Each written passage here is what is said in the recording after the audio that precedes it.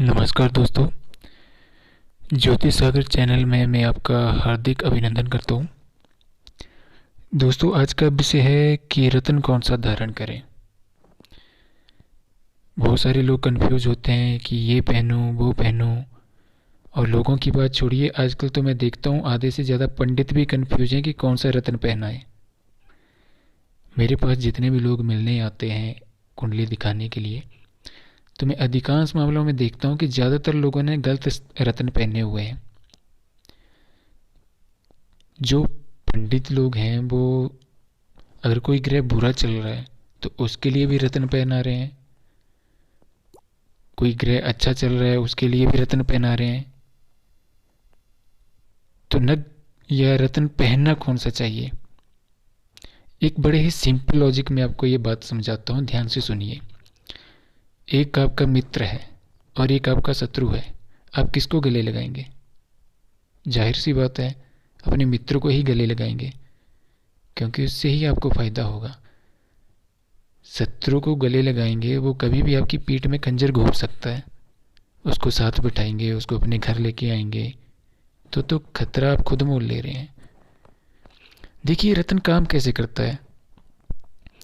जब आप किसी ग्रह के रत्न को पहनते हैं तो वो उस ग्रह की किरणों को आपकी ओर खींचता है और वो ग्रह मजबूत होता है।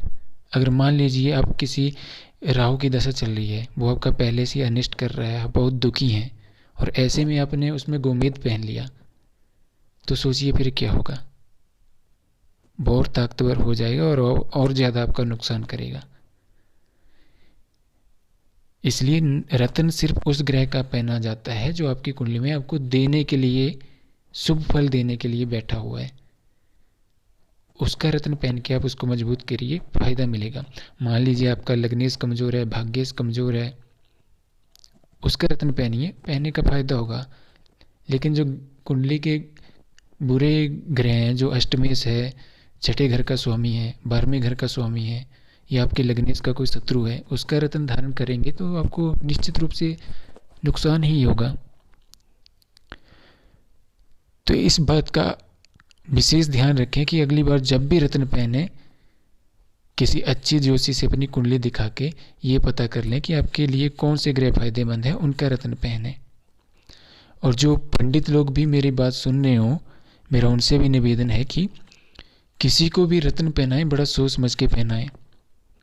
कोई भी आदमी आपके पास विश्वास करके आ रहा है तो ये आपकी जिम्मेदारी बनती है कि आपकी वजह से उसका नुकसान ना हो, क्योंकि रत्नों का प्रभाव और असर 7 दिनों के अंदर देखने को मिलता है। अब नीलम जैसे रत्न इतने स्ट्रांग होते हैं कि उसका तो 24 घंटे में असर मिलता है। कई बार हम परीक्षण के लिए 24 घंटे के लिए जब किसी को रत्न पहनाते हैं तो उसी में उसको अशुभ और शुभ फल बिल्कुल साफ दिखता है। तो अपना कुंडली का विश्लेषण अच्छे ज्योतिषी से करवाकर बड़ी सावधानी पूर्वक रत्न धारण करें, और ये विशेष ध्यान रखें कि वो ग्रह आपकी कुंडली में शुभ होना चाहिए, शुभ स्थिति में बैठा होना चाहिए, अपने लग्नेश का मित्र होना चाहिए। किसी बुरे ग्रह का आप रत्न ना पहने, उसके लिए उसका दान करें, उसकी पूजा करें, उसकी चीज़ों को अपने से दूर करें। दान करना क्या है? उसके प्रभाव को कम करना है, उसको कमज़ोर करना है। जो आपके कुंडली में बुरा ग्रह है उसको कमज़ोर करना है आपको।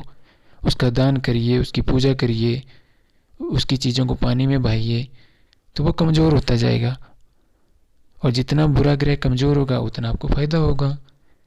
तो मैंने आपको बड़े ही सिंपल तरीके से समझा दिया है कि हमेशा रत्न उस ग्रह का पहने जो आपकी कुंडली में आपको शुभ फल देने के लिए बैठा है, ना कि उस ग्रह का रत्न पहने जो आपको अशुभ फल दे रहा है। आप अगर मेरी जानकारी आपको ये अच्छी लगी हो तो मेरा चैनल सब्सक्राइब करिए, ताकि और भी ज्ञानवर्धक वीडियो आपको देखने को मिलते रहें। चैनल सब्सक्राइब करिए और बेल का बटन प्रेस करिए। इसी तरह मैं आपके बीच आता रहूँगा और ये वीडियो आपको मिलते रहेंगे। और मेरे टेलीग्राम चैनल का लिंक भी नीचे दिया हुआ है। जो लोग फ्री में जन्म कुंडली दिखाना चाहते हैं उससे जुड़िए, मैं आपको फ्री सर्विस वाले ग्रुप में ऐड करूँगा। धन्यवाद।